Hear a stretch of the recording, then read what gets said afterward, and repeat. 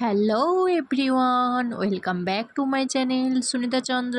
সকাল সকাল ব্লগটা আরম্ভ করে দিলাম। আর এই দেখো সকাল সকাল সবাই আজকে রেডি হয়ে গেছে, খালি আমি বাদে। এই ঋষি রেডি হয়ে গেছে, ঋষির বাবা রেডি হয়ে গেছে, ঋষির ঠাম্মি রেডি হয়ে গেছে। সবাই কিন্তু মামা বাড়ি চলে যাচ্ছে ওর, আর আমাকে কেউ নিয়ে যাচ্ছে না। তো আমি ঋষিকে পাঠাচ্ছি ভয়ে ভয়ে, কারণ ঋষি তো আমাকে ছেড়ে কোথাওই থাকতে চায় না। তো সে কারণে আমার প্রচুরই ভয় লাগছে। ও বাবার সাথে যাবো যাবো ঝোঁক করেছে, তোর বাবা নিয়েও যাচ্ছে, যেহেতু টোটোয় করে যাবে বললো।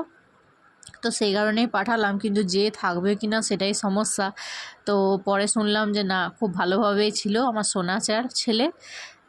আর যেহেতু ঋষি বাড়িতে ছিল না, সেজন্য সমস্ত মানে ঝঞ্ঝাটি কাজগুলো আজকেই করে নিচ্ছি। মানে এই খাটটাতে না প্রচুর পিঁপড়ে হয়ে যাচ্ছে, প্রচুর ধুলো জমে গেছিলো জানো। মানে বিছানা কাঁথা এটাতে মানে ম্যাট্রেস দেওয়া নেই, ভেবেছি একটা কিনবো পরে। তো আর একটু কিছু পয়সা জমুক, কদিন পর কিনবো আর কি। তো যাই হোক, ওগুলো রোদে দিলাম, ভাদ্র মাসের রোদে। তো রোদ দিয়ে আবার ভালো করে পরে ঝেড়ে ঝুড়ে আবার পেতে দেবো আর কি। আর এইদিকে দেখো প্রচুর ওই ইয়েগুলো, ওই চাদর, কোথায় ঋষির জামা প্যান্ট ছিল ওগুলো সব কাচার জন্য ভিজাবো। বিকেলবেলায় কাচবো, দুপুরবেলায় আর কাচবো না, কারণ দুপুরবেলায় কলের জলও থাকে না। আর রোদে গরমে আমার কাচতে একদম ইচ্ছে করে না। আর এত সব কাজ ছিল বলে আজকে রান্নাবান্না নিজের জন্য কিছু করিনি, আর একার জন্য রাঁধতে এমনিতেও ইচ্ছে করে না। সে কারণে হোটেলে ভাত খাবো। তো হোটেলে ভাত দিয়ে যাবে বলেছিল একটু পরেই। তো তাড়াতাড়ির মধ্যে দিয়ে চলে গেছিলো, একটার মধ্যেই।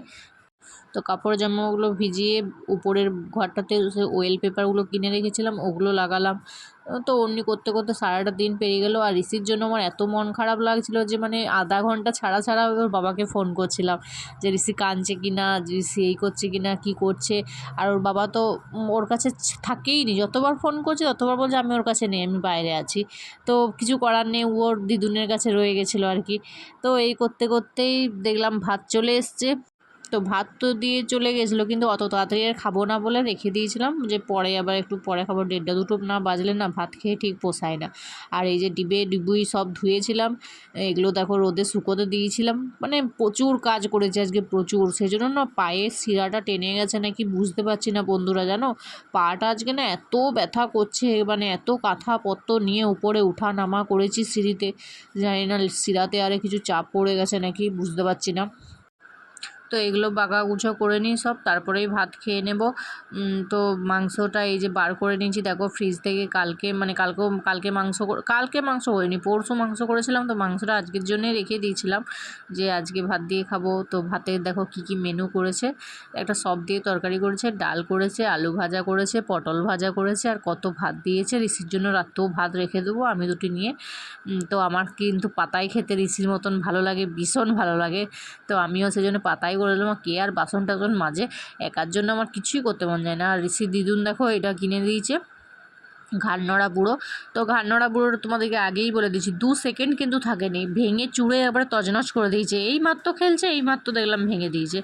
তো সারাদিন এই সব করতে করতেই আমার মোটামুটি পেরিয়ে গেল। কলের জল চলে এসছে, কলের জল নিয়ে নিলাম। কাপড়গুলো ভিজানো ছিল, বিকেলবেলায় কাচলাম। প্রচুর কাজ করেছি সারাদিনে এইসবই করতে করতে আমার টাইম পেরিয়ে গেছে। তো আজকের মতো ভ্লগটা কেমন লাগলো তোমরা জানিও। ভালো লাগলে লাইক কমেন্ট শেয়ার করে দিও বন্ধুরা।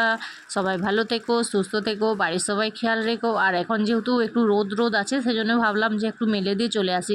আর যেই মেলেছি সেই দেখছি মেঘ চলে এসছে। মানে এতটা আমার কপাল খারাপ যে মানে বলে বোঝাতে পারবো না। টাটা।